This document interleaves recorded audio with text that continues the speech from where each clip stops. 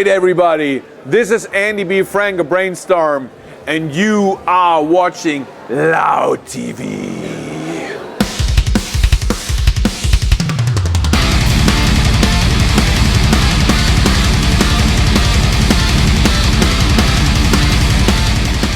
Awesome. It's absolutely awesome. I'm totally happy with the new album. As we spent months in the studio, Sabe, our producer, he kicked our asses very badly, but always in a friendly way. And yeah, I'm totally happy with it. Absolutely, 100%. We've been to the Greenman Studios of Sebastian Leverman, also known as being the singer and guitarist in Orden Ogan. And I know him for years, and he knows the band very well. And the thing was, the main goal was really for him that he did not want to record just another Brainstorm album. He just said from the first day on, if we do it right. And then we will record the best possible Brainstorm album. And this is what came out. Hey, come on, nothing better. That was cool. It was amazing, you know. He kicked everything out of us, you know. He put so much pressure.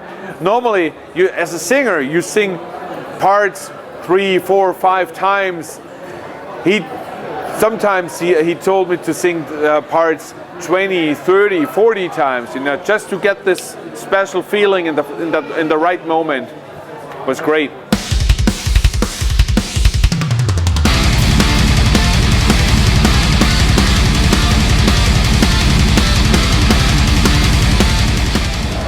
We changed something. I think it was the most important thing this time, you know, that we have changed maybe something really important. And normally we do write the songs, we arrange the songs, then we go into a studio, record the songs, and release the album.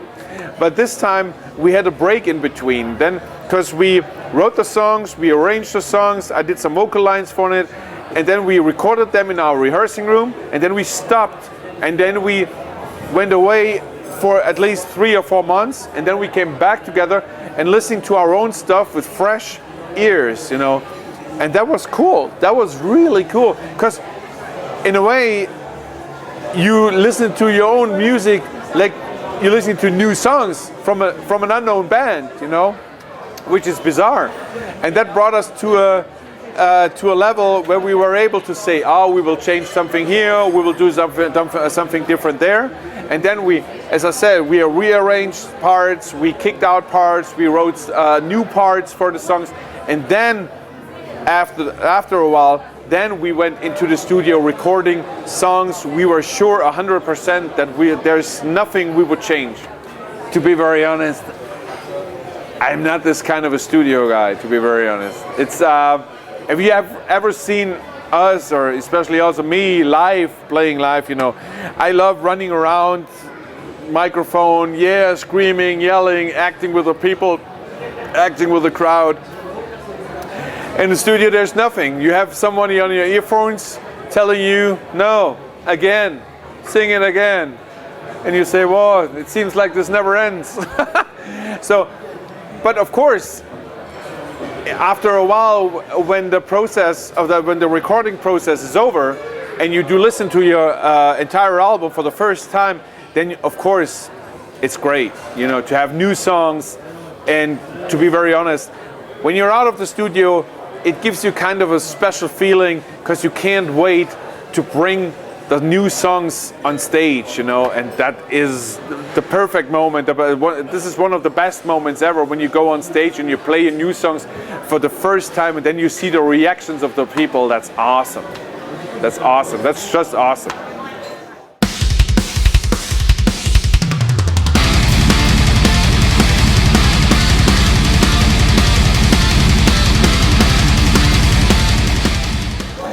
Absolutely, you know, it lives, you know. It has to have this, you know. So I think it's very boring if you listen to an album, it goes always up.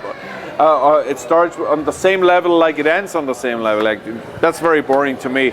I think Midnight Ghost combines everything what modern kind of metal should sound like, you know. So this is the metal, and this is the kind of metal this is how a band should sound like in 2018, 2019. You know, it's a perfect sound, powerful. There's so much pressure behind everything, so much power behind everything, and so I love it. You know, so that's basically it. That's basically it. Yeah. So go out and listen to the album, as this is the art of power metal. Oh my God, this is something. Ah, that is heavy, huh? Isn't it?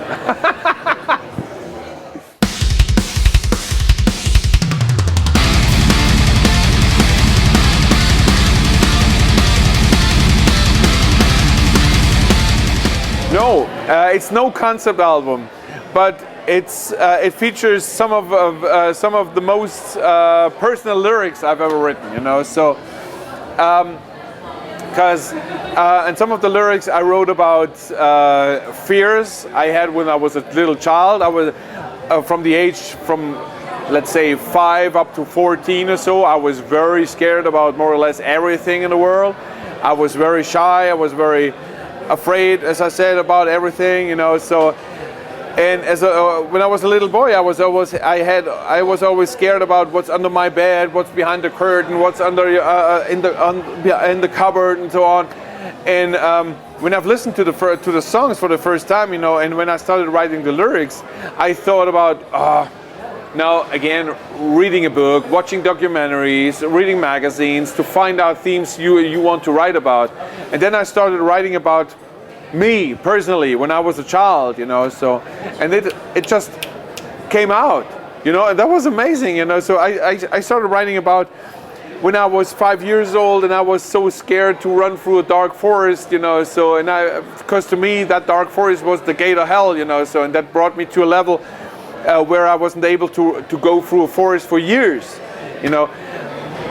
But okay, now I'm fine, I can run through a forest, that's okay with me, but at that time, for years, you know, I was really, really scared, you know, so, and then I brought it down on paper, you know, and then I was really like, whoa, great. I do not have to watch any kind of documentary now, or do not read a book. I just was able to write about myself, you know, so, and that was cool. That was fun, you know, so, but it's not a concept album. So writing about a lot of different things, you know, writing also about what's inside of you, you know, good and evil, everything else. So, of course, some psychological things as well. That's always things I like to write about as well.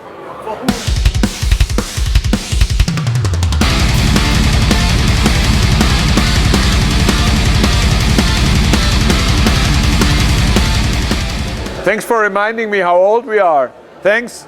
Goodbye. It's really bizarre because we of course always take care about how many years we exist and blah blah blah, but we never ever talked about something special here and there. But since we have released the news that the new album's coming out and so on, journalists, the media, and fans are asking for a special event next year. We never ever thought about this. We never ever made up our mind about this. But it seems like we have to do something special. Let's wait and see. As right now we are totally 100% focused on the release of Midnight Ghost, and then the tour kicks off.